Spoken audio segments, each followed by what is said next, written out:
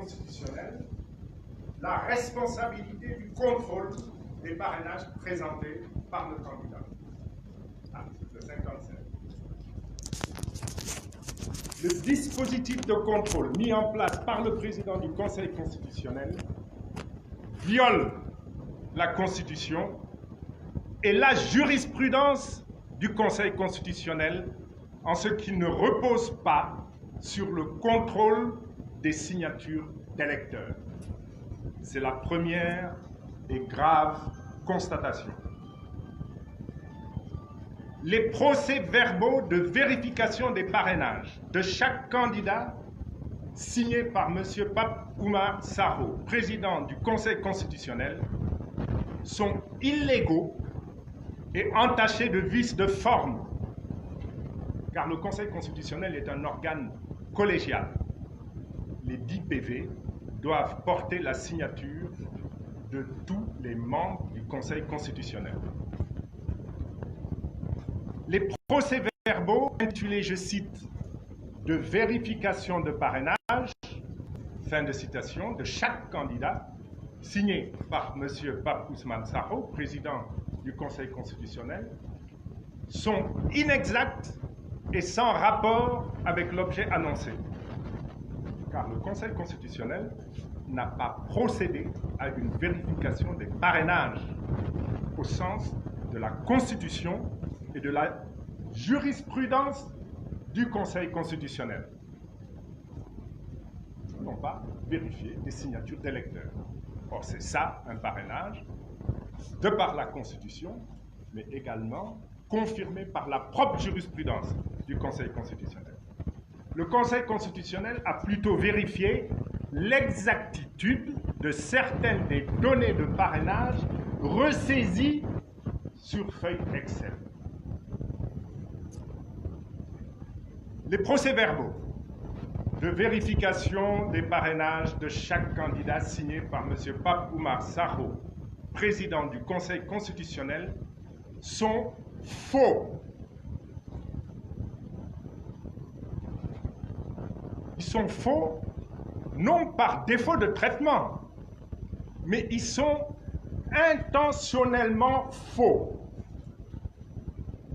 En ce sens qu'ils présentent comme, je cite, non inscrits sur les listes électorales, fin de citation, des citoyens dûment identifiés et dont ils savent déjà eux-mêmes qu'ils sont des électeurs, puisqu'ils disposent du fichier électoral. En refusant aux candidats le droit de contester et de régulariser leur parrainage, M. Pape Oumar Sarr, président du Conseil constitutionnel, signataire des procès-verbaux, viole les dispositions de la loi organique relative au Conseil constitutionnel en son article 2, alinéa 1, qui leur reconnaît ce droit.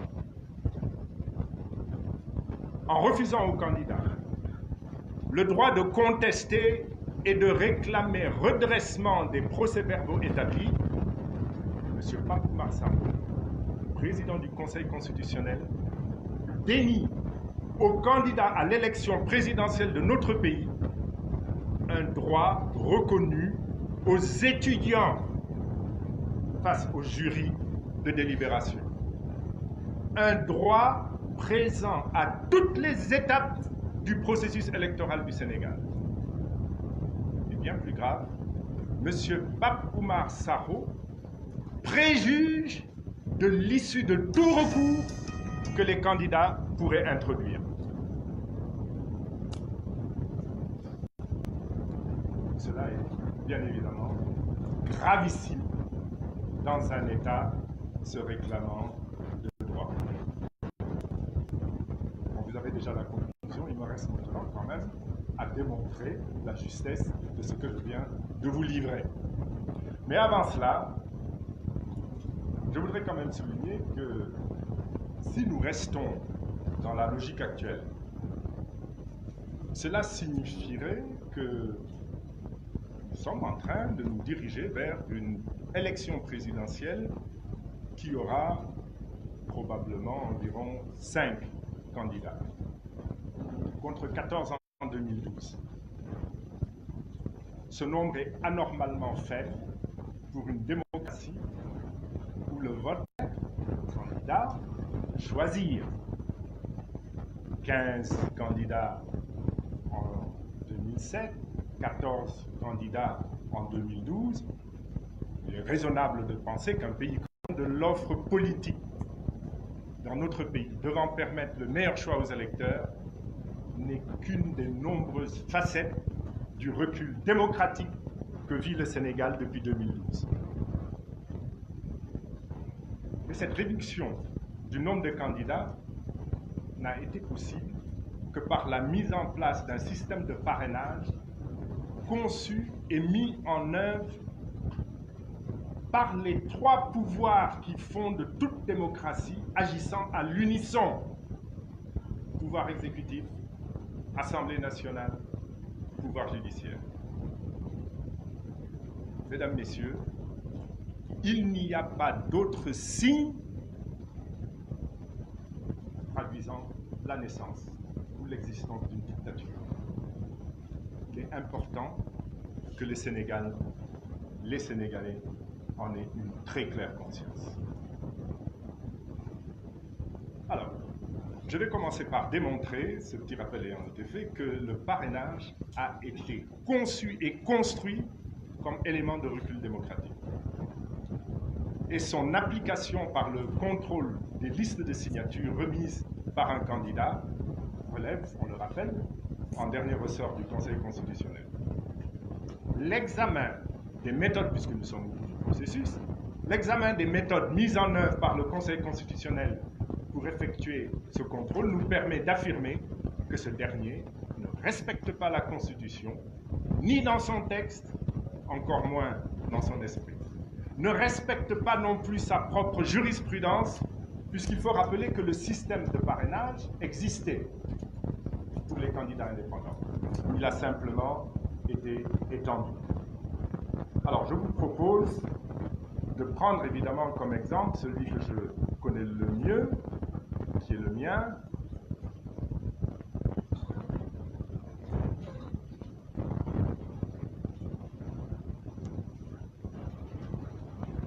Que nous voyons là.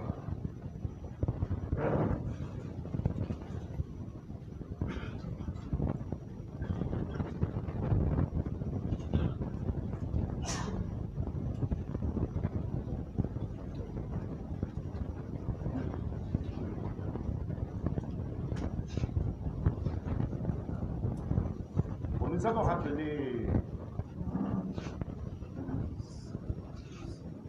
le minimum fixé ici à 53 457. Nous avons remis 57 947 signatures. Le Conseil constitutionnel a rejeté d'office 312 signatures. C'est un premier scandale, j'y reviendrai. Et il a décidé, quand je dis Conseil constitutionnel, je voudrais vraiment prendre quelques précautions. C'est le président du Conseil constitutionnel, M. Pape Oumar Sarr, qui prend ces décisions. Il a identifié des doublons externes, 6 922, un doublon interne. En fait, c'est très faible, les doublons internes chez nous, parce que nous avons une plateforme, nous avons conçu une plateforme qui faisait ce contrôle à notre niveau d'abord, avant livraison au Conseil. Ils ont éliminé 628 parrains pour régions de vote non conformes. Ils ont éliminé 2098 parrains pour carte nationale d'identité non conforme et pour non inscrits sur liste électorale 6319, ce qui donne un net de 41 667, comme vous le voyez. Mais pour simplifier les choses, et je vais vous expliquer d'ailleurs pourquoi on est obligé de simplifier, parce qu'ils ont pris toute disposition pour nous empêcher de contrôler le travail qu'ils ont fait. Je me contente de vous faire remarquer que, ayant déposé plus que ça, puisqu'on était à 57 947, mais je ne retiens que celui qu'ils ont analysé eux, 57 635, que vous retrouvez là, ils ont identifié 6319 parrains comme non inscrits sur liste électorale et donc non rattrapables selon eux. À partir de ce moment-là, on tombe à 51 316 parrains et il est impossible, rien qu'avec ce motif, de rattraper, et donc le candidat Abdoul Mbaye est définitivement éliminé. Avant de revenir sur le détail de cette méthode scélérate, vous me passerez l'expression, je vais rappeler que le parrainage, sa définition, sa mise en œuvre, son contrôle, sont définis d'abord par la Constitution en son article 29, alinéa 5, qui dispose, je le cite, « Pour être recevable, toute candidature doit être accompagnée de la signature d'électeurs représentant au minimum 0,8%. » Signature d'électeurs. C'est clair, notre Constitution est écrite en français, langue que nous comprenons tous. Le parrainage, c'est la signature d'un électeur. Il y a aussi le Code électoral, en son article L57, qui précise les modalités d'application. Le ministre de l'Intérieur numéro 20025 du 23 août 2018, auquel est joint un modèle de fiche papier de collecte de parrainage. Cet arrêté annonce un format de fichier électronique. Le fichier électronique a été contenu dans une clé USB remise par les services du ministère de l'Intérieur. Il y a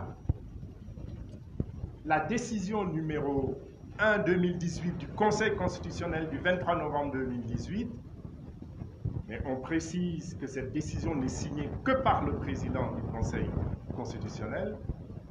Cette décision porte mise en place d'un dispositif de vérification des parrainages et fixe les modalités de son fonctionnement.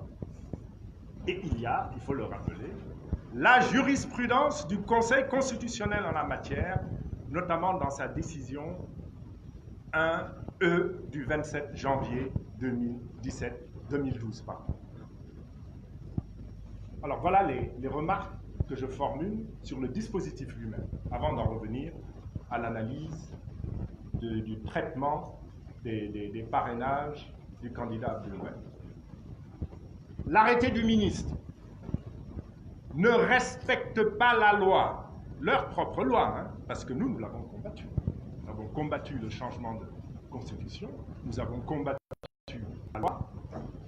Donc c'est leur loi, c'est leur constitution, bon, elle est devenue la nôtre évidemment, mais on va vous démontrer qu'ils n'arrivent même pas, eux, à respecter leur propre texte.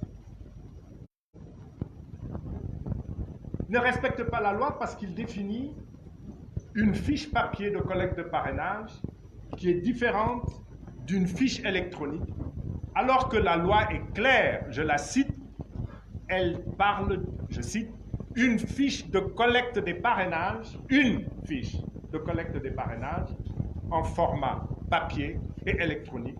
C'est l'article L57, alinéa 11. Un ministre ne peut pas créer une distinction nouvelle non créée par la loi, non prévue par la loi. La fiche papier et la fiche électronique doivent avoir le même contenu. Or, ce n'est pas le cas. La fiche électronique, c'est une fiche distincte de ressaisie de certaines données se trouvant sur la fiche papier. Elle ne respecte pas la loi.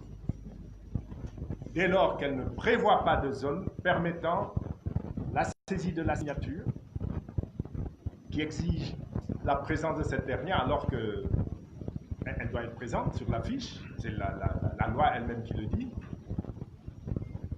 Mais plus grave, en se passant de signature, elle viole la Constitution, puisque comme je vous le disais tout à l'heure, le parrainage est défini comme étant la signature d'un électeur.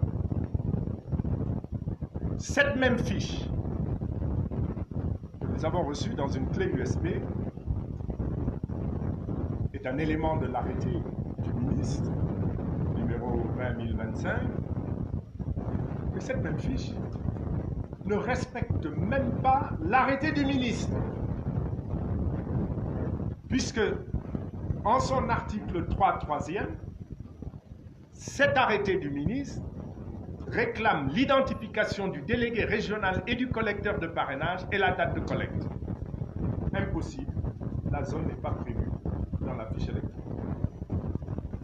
Venons-en maintenant à la décision du président du Conseil constitutionnel qui met en place le dispositif de contrôle des parrainages.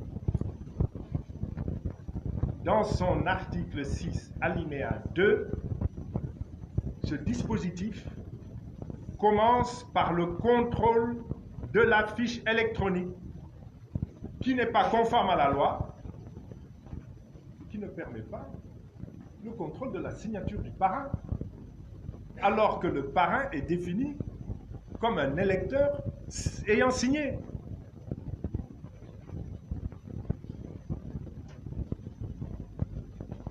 La primauté de la fiche papier est essentielle, elle est indispensable.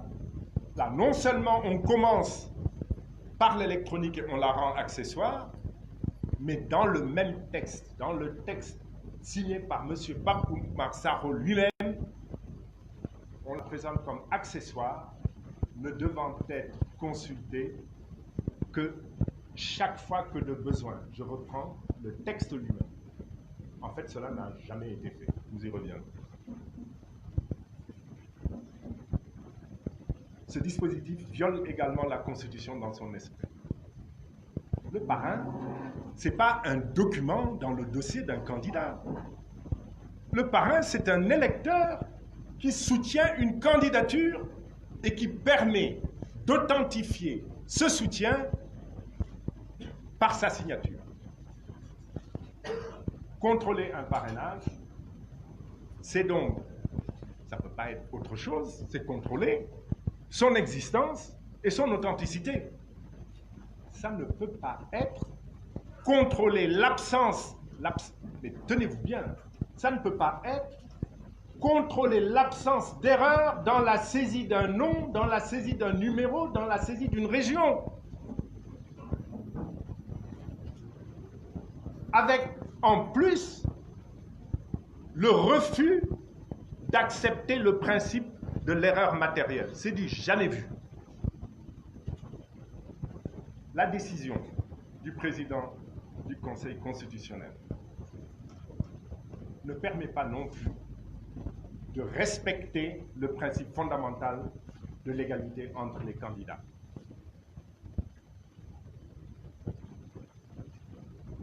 En effet, devant la presse, le 3 décembre 2018, et parce que nous avions écrit au président du Conseil constitutionnel pour lui dire « mais vous prenez votre temps là, on va déposer bientôt et vous n'avez pas encore défini le dispositif de contrôle auquel vous êtes astreint par la loi. » Ah, paf, 2 jours après, à la faveur d'une interview, d'une intervention devant la presse, on nous annonce qu'une décision existe, qu'elle sera publiée le surlendemain, ce qui a été fait effectivement. Mais en même temps, le président du Conseil constitutionnel annonce que des personnalités indépendantes vont les assister et il cite, problème de français c'est vrai, et même de termes juridiques, au lieu de citer des personnalités, il cite des personnes morales, et il parle de l'ADIE et de la DAF. Il faut savoir que l'ADIE dépend directement du président candidat et que la DAF dépend directement du ministre de l'Intérieur qui a dit devant tout le monde qu'il était là pour assurer l'élection du candidat président. On remarquera que le dispositif écarte la Sénat. C'est triste. Alors que la Sénat doit être partout, dès lors qu'il s'agit d'élections. Donc, le dispositif que je viens de décrire, c'est ce dispositif anticonstitutionnel et illégal qui a été mis en œuvre par le Conseil constitutionnel et qui a donné lieu à des procès-verbaux distribués qui rendent compte de la vérification des parrainages. Nous avons reçu de M. Pape Ousmane Sakho, parce que c'est lui qui signe, président du CC, un PV, une note explicative et des listes papier contenant les détails des causes de rejet des parrainages. Alors venons-en maintenant aux remarques sur tout ce lot de documents que nous avons reçus du Conseil constitutionnel.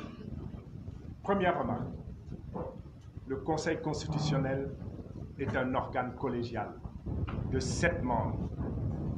Le PV remis par M. Pape Ousmane Sakho n'est signé que par lui. À nos yeux, ce PV est illégal et entaché de vices de forme, car il devait porter également la signature de tous les autres membres du Conseil constitutionnel. Dans ce PV, tenez-vous bien, il n'est même pas fait référence à une délibération du Conseil constitutionnel. Ici, et Madame la greffière signe à côté. Rien que cela devrait annuler le PV ou au moins permettre son redressement. Deuxième remarque. Alors que nous avons remis, conformément à la loi, des fiches papier, 60 000 fiches papier renseignées. Je ne sais pas si vous vous imaginez la peine que ça représente. Plus des fichiers électroniques qu'il a fallu ressaisir. Je ne sais pas si vous vous imaginez le travail que ça représente. Il a fallu louer un local, prendre des connexions, acheter des ordinateurs, prendre des jeunes dévoués, mais qu'il fallait également rémunérer avec une petite indemnité de transport. Et ils nous rendent du papier. Alors que c'est l'électronique qui aurait pu nous permettre de réagir rapidement, de procéder à des analyses